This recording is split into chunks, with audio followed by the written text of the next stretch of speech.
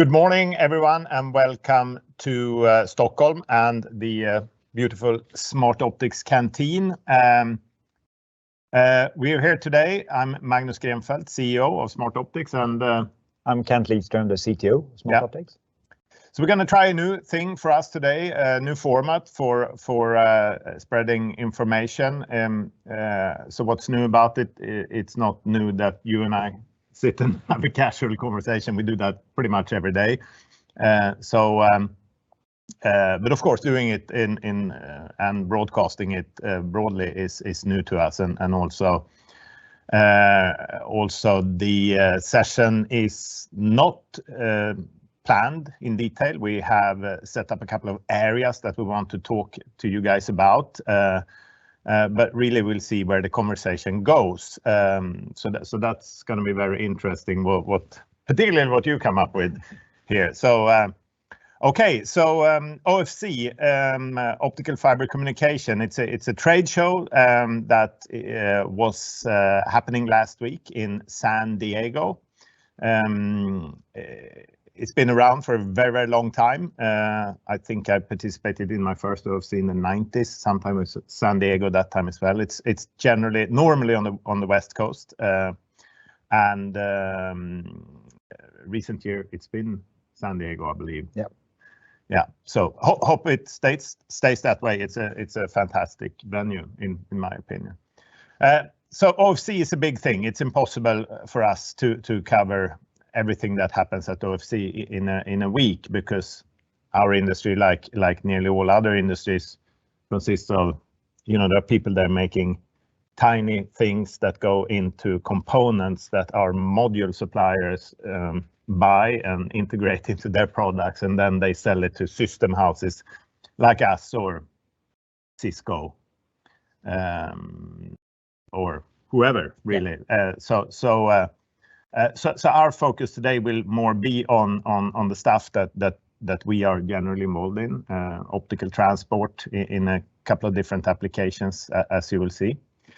Right, and OFC is one more thing. It is probably the most important technical conference in the area of fiber optic communication in general. It's a place where traditionally world records in bandwidth has been announced, and long distance communication and things like that.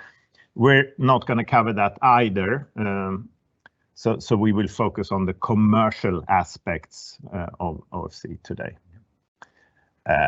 Right. So it was a good show. What do you feel about the participation in general?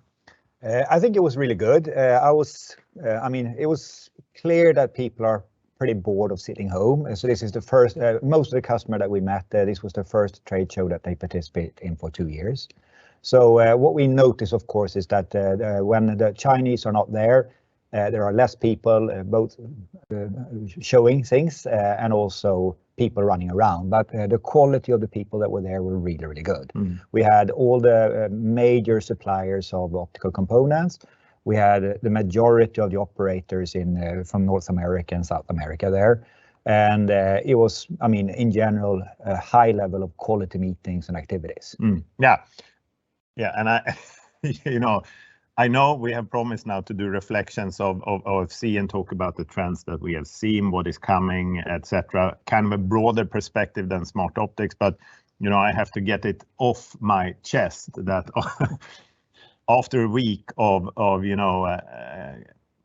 basically constant customer meetings and doing this, we're 5 years into our business plan, which is all about taking the trends of disaggregation, taking advancements in IP over DWDM and what we have referred to as embedded WDM and etc.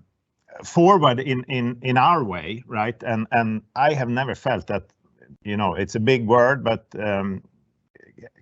I kind of felt like the center of gravity, because it's kind of all coming together now. Wouldn't you agree? Oh, absolutely. No question about it. It was from both angles, like you say. We are in the center there. You have the module suppliers that talk about their their view on it, and they have been driving this for quite some times. So they are now really starting to see this happening. You have the router suppliers that have been pushing using embedded optics or the DWDM optics directly in the routers without any line system. They now start to come to the realization that they need a line system in order to provide a network that the operator wants. So they are talking to us. And of course, we have the operators that want to make sure that they can take the benefit and make the most out of this new technology. And all of them are, looking into how we build networks and how we propose this for quite some time. So it's been an incredibly, good proof points that what we are doing is resonating very well in the market. Yeah, fantastic.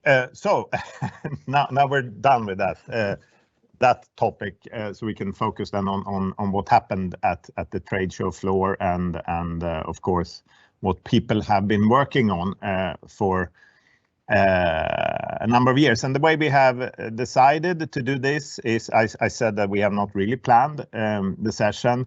We have planned it to the point that we are going to talk about 3 major areas or applications, and because just to get some structure into this. And so we're going to start off by talking about inside the data center, so fiber optic stuff inside the data center. Then we're going to talk about fiber optic stuff and transport technologies between the data centers. And then last, but certainly not least, network operators, communication service providers, what is happening in that market. So why don't I kick off inside the data centers? What do we mean by that? What is it really that we are talking about? So a data center consists of a huge number of servers. Those servers have NIC cards, basically interfaces that talk to switches and eventually to data center routers. So the communication between the servers and the switch. In the old days, a 10 gig connection coming to a 25 gig, becoming 100 gig. So short distance communication there, using products that we sell and many other sell, right? And then of course, advancements in speed between switches and routers in the data centers, certainly higher bit rates as well. And of course, there are really, the world is now, there are data centers and then there are the hyperscales, which kind of have a completely different need in a sense. So if we stay inside the data center, what your assessment, what is the most important thing there? The 2 things that people talked about are of course the new high-speed formats, 800 gig and going to 1.6 terabits, and co-packaged optics. So those are the 2 big things that were talked about. If we look at the 800 gig starting there, they will come in as a standard form factor, QSFP-DD, OSFPs, and CFPs maybe. They will start to come out on the market now, and there are clearly something that everyone wants to get the piece of. All the different suppliers that we talk to on the optical side, the vendors for doing client optics, they are trying to get the piece of that. It's still heavily driven by the hyperscale guys. We see very little interest and engagement today from operators on the 800 gig client interfaces. They have not really started to adapt to 400 gig yet, or they are in the process of doing that. So they are far from kind of mature to go to 800 gig. But on the hyperscale side, they are pushing it and they are screaming for it. And we as Smartoptics, we will start to release product on the 800 gig side in the end of this year. But we don't see any volumes until maybe sometimes late next year, because that's when I think operators will start to get access to this technology and show interest in it. But it's clearly something that is happening, and everyone, I think I met at least 10 suppliers that wants a piece of that that pie. So it's going to be a very competitive landscape around it, and a lot of focus was around that. So Yeah, so 800 gigs. So what about 1.6 terabit? What is? I mean, is it clear what that will look like, and or is it? No, both yes and no. There is a clear. I mean, there were people showing demonstrating 1.6 terabit capabilities already at the show, so that is coming. There will be new form factors around that. I mean, the way it looks right now is that everyone seems to standardize around the OSFP XT. What is that then? Well, it's a similar thing to QSP28, going from that to QSP28DD. Similar thing here, OSFP to kind of OSFP DD. They call it XT, but providing more IOs and more capabilities out of that form factor. Slightly longer connector in the back and slightly longer in the front. So that seems to be what people standardize on. It's going to be a lot of different formats with different connector types to squeeze out 1.6 terabit. It's not going to be a single lane to start with. It's going to be multiple lanes on the same package, but with multiple connectors. So it's clearly something that is that's in play. However, it's also clear that kind of the market start to split up in, I say, operator or normal customer needs and the hyperscale guys, because they're driving bandwidth and technologies to a point where it's beyond what the standard customers will need now and for a long period of time. Yeah, I mean, including enterprise and kind of hybrid clouds, tier 2 cloud players and things like that. Yeah, right. So I mean, obviously, everyone who's been involved in or have been close to product development, you always know that faceplate, when you want to cram in as much capacity as possible, faceplate is a scarce resource, right? And of course, pluggable technology, they do consume a little bit of space, so it does make sense. I mean, to up the bandwidth, of course, to build bigger and bigger switches. Pluggable technology, awesome. You know, something breaks and you can replace it and all of that. But then we have the CPOs. So can you explain what is that? Yeah, co-packaged optics is something that was originally, it was driven by Microsoft and Facebook to start with. Back in 2019, I think they started to push this, and Intel showcased it already at OFC 3 years ago. Now there were several others that announced it.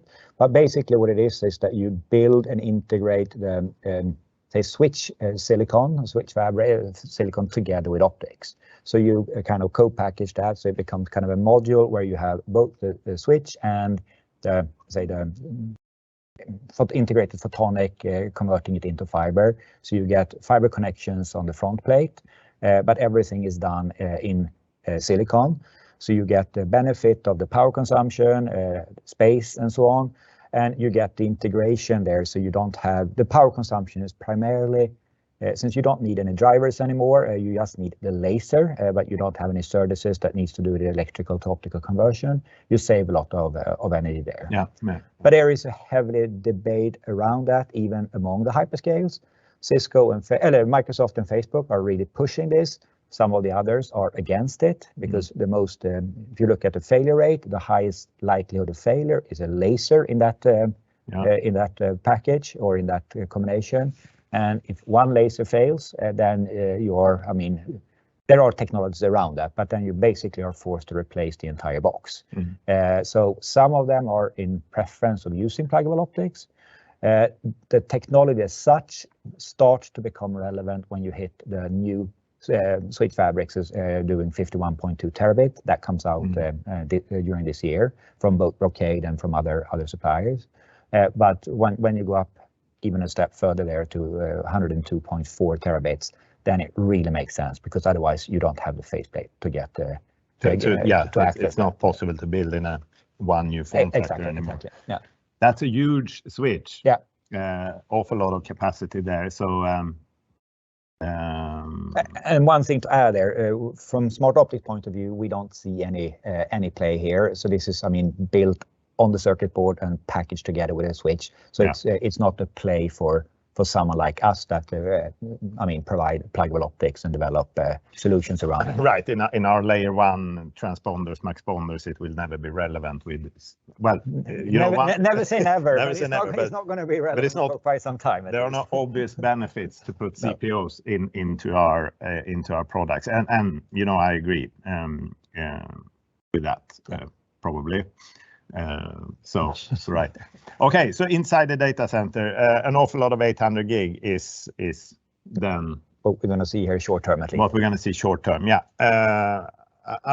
There is always a Silicon Valley perspective of the world, and then there is the world, and that's good. 800 gig. We're still selling an awful lot of.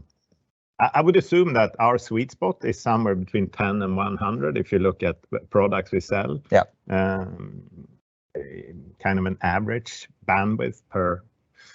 So yeah, the whole world will not go 800 gig, even though I'm sure some people would like to think that, and they will certainly not go 1.6. Interesting stuff.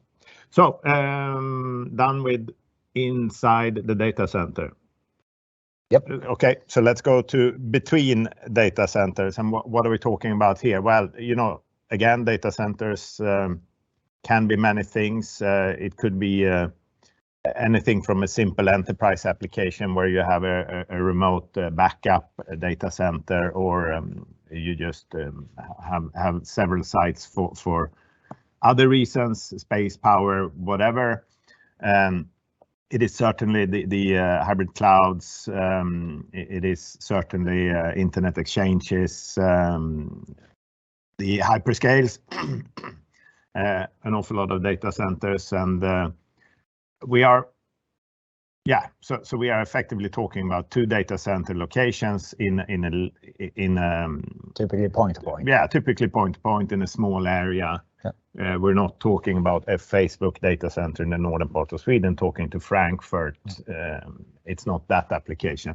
And of course, and I guess we'll come back to that, the operator networks are to a large extent data center driven, yeah. Let's call it driven. So each operator have 5, 6, 7 data centers in every major city that they need to hook up. So optical transport more. Now we're moving into DWDM, and high capacity over a fiber that costs an awful lot of money, or well, not that much money, but certainly you want to optimize the resource. So where are we here? If we start on the optical transmission side there, in this area, it's been kind of well proven that IP over DWDM works, and line systems for this type of applications has been around for quite some time, so it was not a lot of discussion around that here. It was more about the interface sides on the 400 gig to start with. So the 400 ZR optics, the OEF base, that's where the volume game will be. Acacia announced during this time that they've already deployed over 50,000 units of those in networks, and it's primarily the big hyperscale guys, but we are among the top consumers. Smartoptics being a top consumer of a great technology like that, I think that's awesome. That was really good news. Yeah. And what we see there is that it's a very, very competitive landscape. When those guys originally, the OEF 400 gig was kind of driven also by the big hyperscale guy. They wanted to, commoditize the 400 coherent technology. And I met at least a dozen of suppliers that are now going to go into this space. Some of them are the if I call it the usual suspects that's been doing DWDM optics, coherent optics in the past as well, like the Acacias. There are newcomers. We have a couple of Japanese providers that have not really been in this space before. That's now coming in. We have, of course, a group of Chinese suppliers.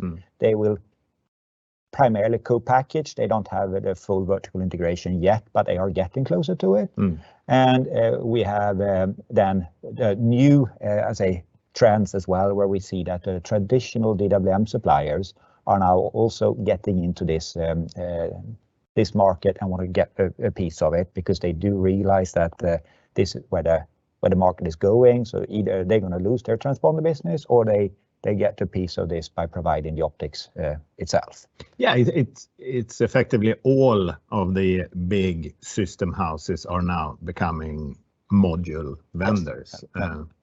Yeah. Which I mean, it's not new, right? I used to be with Ericsson in the SDH and early days of DWDM, and of course we had Ericsson components making EDFAs and laser modules, and then they were selling mainly to Lucent Technologies, which I guess now is Nokia. Nokia at the end of the day.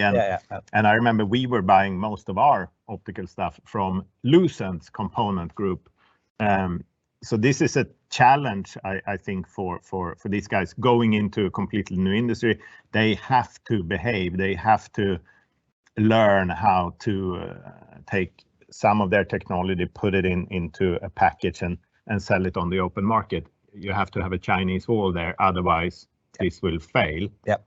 And I think that there were, you know, when Cisco acquired Acacia, there were a lot of concerns, you know, people talking about Cisco is going to stop selling Acacia, blah blah blah, but Cisco kind of, they were pretty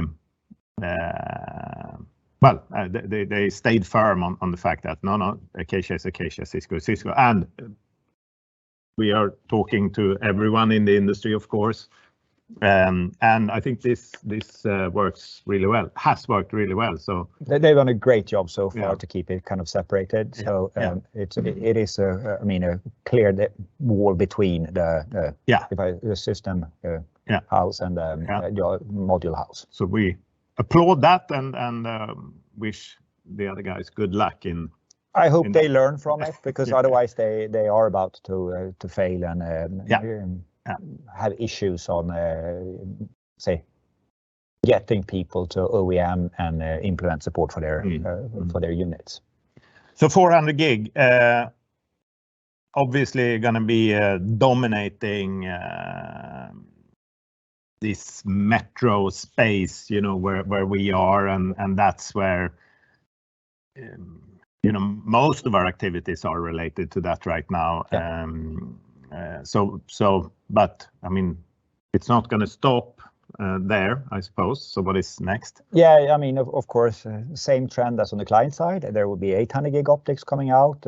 We see that the first modules will probably be released end of next year, where they will use, higher baud rate and I mean more bandwidth in order to produce an 800 gig, use higher modulation formats, and with that they can get the 800 gig out on a coherent the coherent side. It's of course going to be super interesting to see where that leads and where that goes. I would say for what I see in the typical application, 800 gig will be a pure point-to-point game for fairly short distances. But the good thing with those modules is that you can run them in a lower bit rates as well, maybe 400 gig with very high performance. So then you can start to really use them for more long haul or metro regional applications and still get a lot of, say, cost benefits out of it from a pluggable form factor. Yeah, and of course 800 gig, then we're definitely moving over to flex grid technology in line systems. Yeah, absolutely. Not a problem for us at all. Obviously, we will have some of the products that we deliver today will have a kind of a 400 gig limit to the bandwidth, but we have alternatives that can scale up to the say the next generation optics. And then if we take it even one step further for the 1.6 terabit, that's also a work in progress there around that. It's way further out, maybe somewhere around 2026, we will start to see modules coming out there.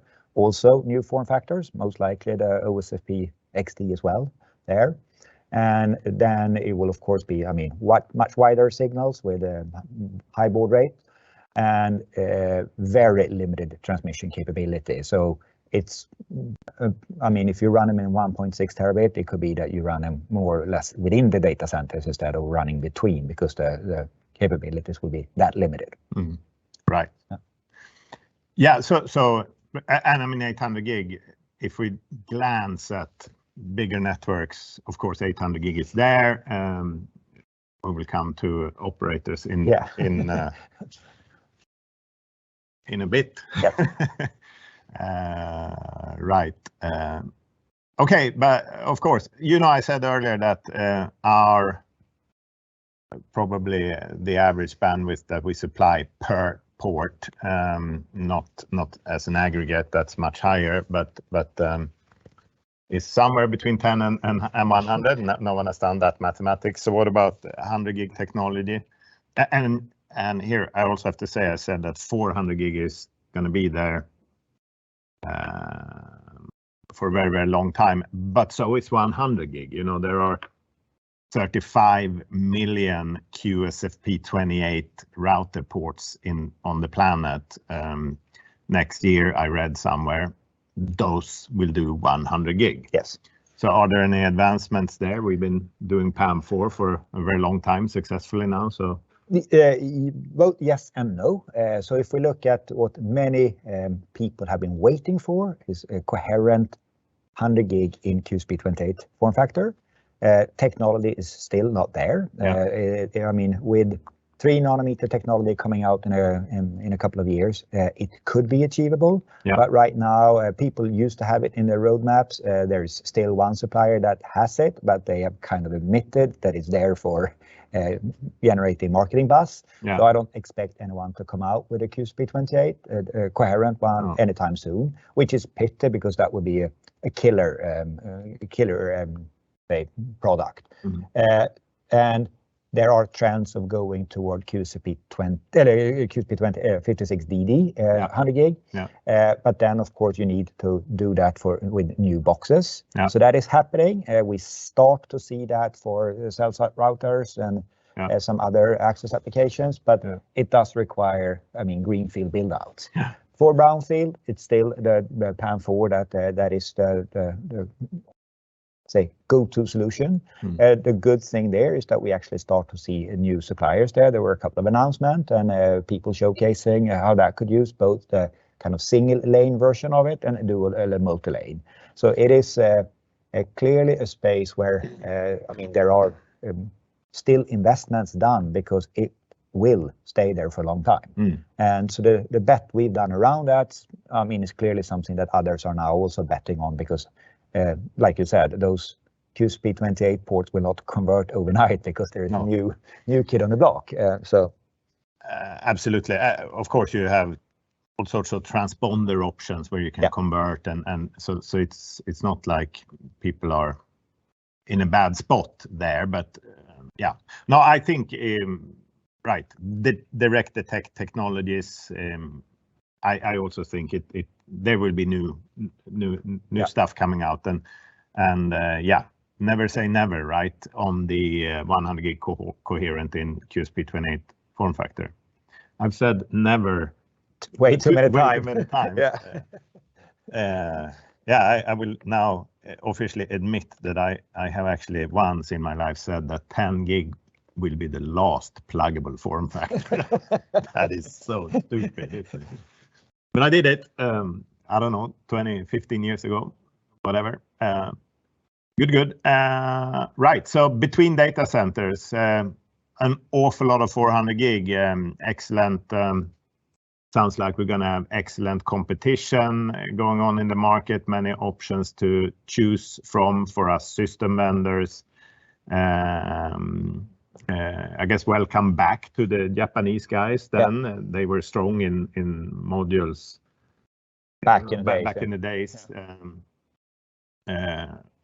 Right, and then of course 800 gig coming out shortly in these type of applications. So do we move over to operators? Absolutely. Yeah, operators. That's a huge thing because there's so many different type of operators, and of course they have so many different. An operator network starts where the consumer is, where the access technology is fiber to the home, mobile, whatever, and then it goes into some sort of aggregation point. From the aggregation point, you carry the traffic, you transport the traffic to a more central location where you maybe have the PE routers or whatever, and from there on you have a metro core network that connects all the data centers, and of course you have the long distance thingy, and then submarine to go from Europe to the US, etc., etc. I guess we will now stay with in our world, so it's effectively the metro core type of networks. That's effectively what we do.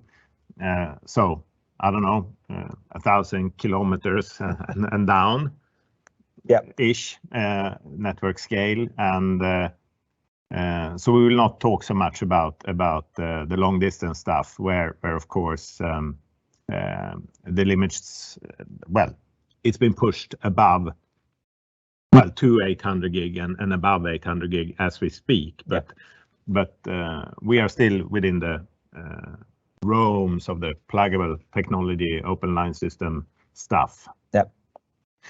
So yeah, so I guess it's happening, you know.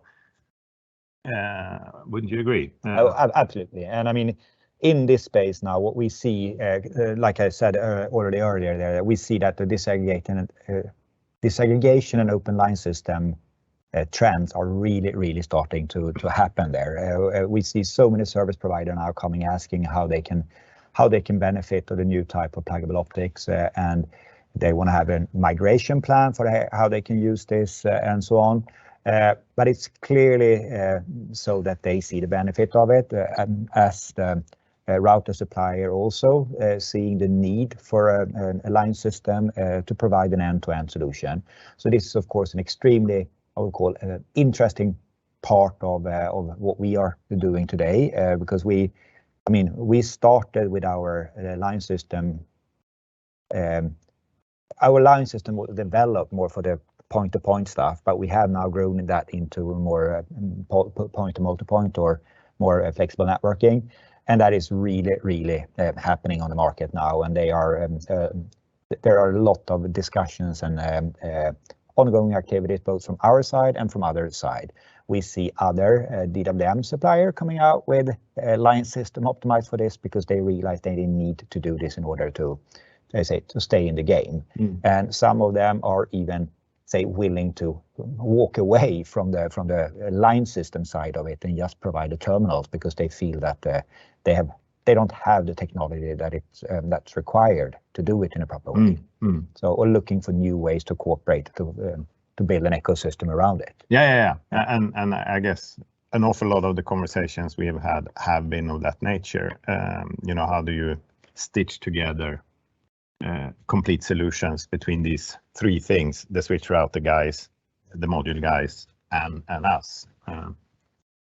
Yeah, it's a clear challenge. That's what they all face. If you look at the traditional way of building network from a service provider, they use the solution from one supplier, and then they use their OSS system and they manage and control it that way. Now, when they start to do disaggregation, they build solutions from multiple suppliers, and they need to stitch this together somehow.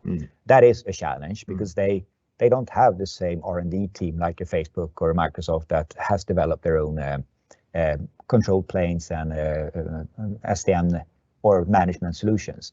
So they are more reliant on us or others providing that to them. We did demonstrate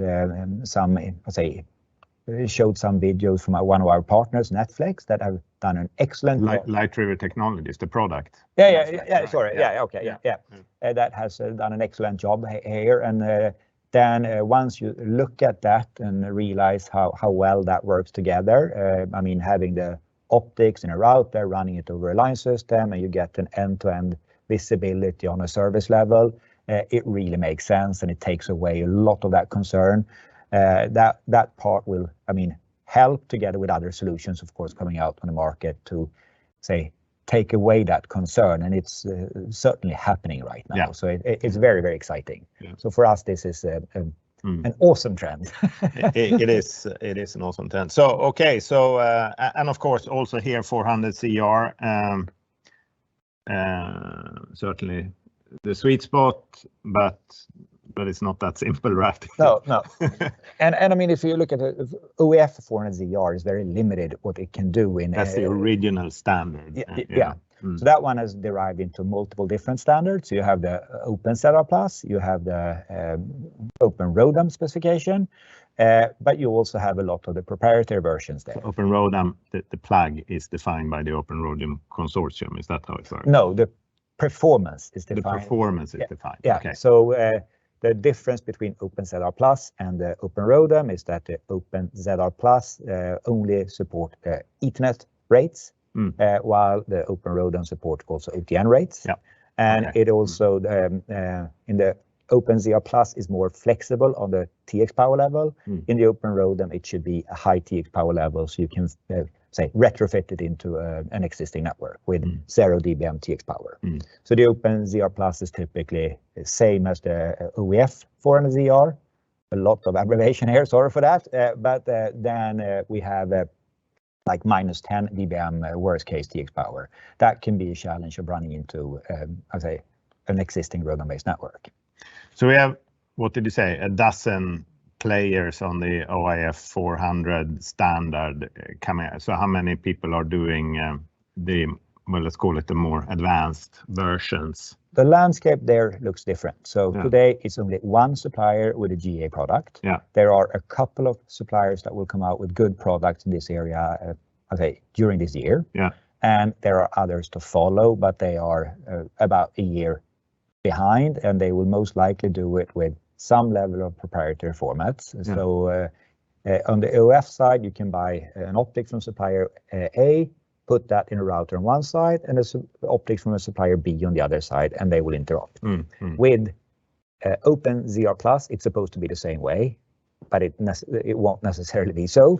And going one step further, what people refer to as ZR Plus, there will not be any interrupt with a mid-span meet capability. But that doesn't matter, does it? You know, if we are talking about a disaggregated network, open layer 0, open line system type of, and you have a router port connecting to a router port over there somewhere. Does it really matter? It has never been that. Well, I agree and I disagree. If we put the max bonder in place, it really doesn't matter. Then it will be bookended and it doesn't matter. That's the even more obvious case. Exactly. But if you have a use case where you have, let's say, a Cisco router on one side, in the core site, that uses then most likely Acacia optics, and then you have whatever Sienna box switch sitting on in the access part of it, using their own technology. Then of course you want to be able to have mid-span meet, because that's typically how you will see networks being built long term with different router suppliers or switch route suppliers on different parts of the network, and then it becomes relevant. So depending a little bit on the use case, it may or may not be relevant. Or you just make it work, right? That's another possibility. Yeah. But and one thing here to also point out, if you use an OEF-based 400ZR, if you qualify vendor A, you should be able to put any other vendor in there, and it should just work, because the electrical interface is well defined, the register map is well defined. When it comes to the ZR Plus version and those proprietary versions, no way. You need to implement software support to recognize and set up each vendor individually. So basically, you can only use optics from the supplier that you qualified. So a little bit more, well, and I mean, it's not really complicated. It's the way it's always been, right? Absolutely. More or less. So OEF is kind of the odd bird here that actually makes it easy, makes it work. But the 400ZR Plus will be more what it's been like in the past. And you did mention the output power, and there's a greenfield, brownfield perspective here as well, right? So, absolutely. So the low TX power, the standard OEF, say OEF and OpenZR Plus modules, they have minus 10 dBm TX power. That means they will work very well if you build a network that is designed to handle that. However, if you have a traditional ROADM-based network or point-to-point network for that matter, they are typically designed for around 0 dBm TX power. This is, of course, something that has been a challenge for the operators, because they want to adapt to this technology, but they want to be able to use it both for greenfield build-outs and also in their existing networks. And here there are some interesting news that was kind of announced, and there were press releases about it, where at least 2 suppliers will come out with product this year with a QCP DD form factor with high TX power, around 0 dBm, using different technologies. In 2 of the cases, they are using micro ADFAs, and in 1 of the cases, they use indium phosphide instead. But basically to achieve the same thing. Another thing that they do is that they add additional modulation formats on the line side. So we can now run then 200 gig in 16 QAM modulation. That means they will be consuming way less bandwidth, so they can fit into an existing ROADM-based network with 50 gigahertz, say, fixed filters. So that makes it very attractive from a migration point of view. They can start to use that now day 1. And then once they have upgraded their network and once they've upgraded their router park, then they can just move those optics or use the optics with higher capacity and say modulation format that provides better transmission capability. But that's more expensive stuff then, so I assume. Well, it depends how you see it. If you buy if you need a 200 gig on your existing network, if you buy whatever, a transponder with a CFP2 that you cannot repurpose later on, is going to be way more expensive than using a 400 ZR capable optic or open setup plus capable optics that will then have the right performance today and can be moved or used going forward. Repurposed into IP over WDM. We should learn to use. I haven't used that term for 15-20 years. I've been saying embedded WDM. That's not a good thing. We should say IP over WDM. So other people than us internally understands it. Yes, exactly. Yeah. No, it's good. So time to wrap up. I believe we have been rambling on now for 42 minutes. One more thing, OpenXR. Is there anything we want to say about that, or?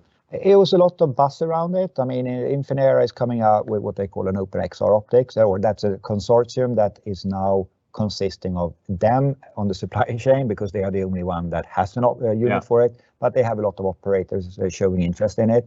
What it is basically that they have a 400 gig optics sitting on the main site with 16 sub-carriers that can then be used with if I call it a low-cost line system, more coupler-based rather than kind of ROADM-based, where they can tune in and listen to individual 25 gig stream or multiple 25 gig stream in a flexible way. So they get kind of the point to multipoint or whatever frequency PON type of application. It's clearly something that generates an interest. It's not GA yet, so we will see where this goes. But it's it is a lot of talk about it. And people ask us, "Are you going to do something similar to that?" And so there's clearly discussions ongoing around it. We'll see. We shall see. Then, right. So I think we have covered the operator perspective. We have not talked about, I mean, there are other trends, huge rollout of 10 gigs, 25 gigs, in the access part of the network for, and of course, with our DCPF, we've been doing big projects like that, but you don't go to OFC to see what's happening on the 10 gig side anymore. That's more, so. Right, but of course, now we have covered the parts of the network, the kind of metro type applications, and of course the operator data center networks as well. So I think we are pretty much done. We have our nice producer over here, Per. Do we have any questions, or are we running out of time? We have 2 questions coming in. 2. And the first question is, are there any new form factors for transceivers on the horizon? Yeah, the OSFP XD that I mentioned is clearly a new form factor that will come in. There are also, say, pluggable modules that will be used for, say, higher, I should say, built in for long-haul networks. So like different type of coherent interconnect modules that will be standardized more as modules that can be used on a circuit board for more high capacity transmission, so on. But that will be more, I would say, on the proprietary way, similar to like a CFP2 that you use inside on the circuit board to get, I mean, up to 1.2 terabit, for example. It's going to be one of the rates that's coming out next. Good, thank you. And the last question is, are there any impact on Smartoptics roadmap based on findings from OFC? I would say very new things that will generate changes. We have a lot of say stuff in the roadmap that are affected by what we have learned and what we've seen at OFC, but most of those were already known to us. So we of course we will focusing on the flex grid part, so we can as I fit in the next generation optics with 800 gig predominantly. We will make sure that we have a if I call it a lower cost version of the 100 gig only DD. We will add support for the high TX power QCP, the 400ZR plus with higher TX power into the max bonder and so on. But that's already known things that we have in the roadmap. So very few new things that have say changed our roadmap significantly that we've learned. Okay. So. Good. Then we're done. I think this worked excellent. We wrap up by simply saying thank you very much for staying with us for 47 minutes. Rambling on. Rambling on. Hope you enjoyed it. I hope you learned something new. And take care, and may peace prevail on the planet soon. Have a good day. Thank you. Thanks.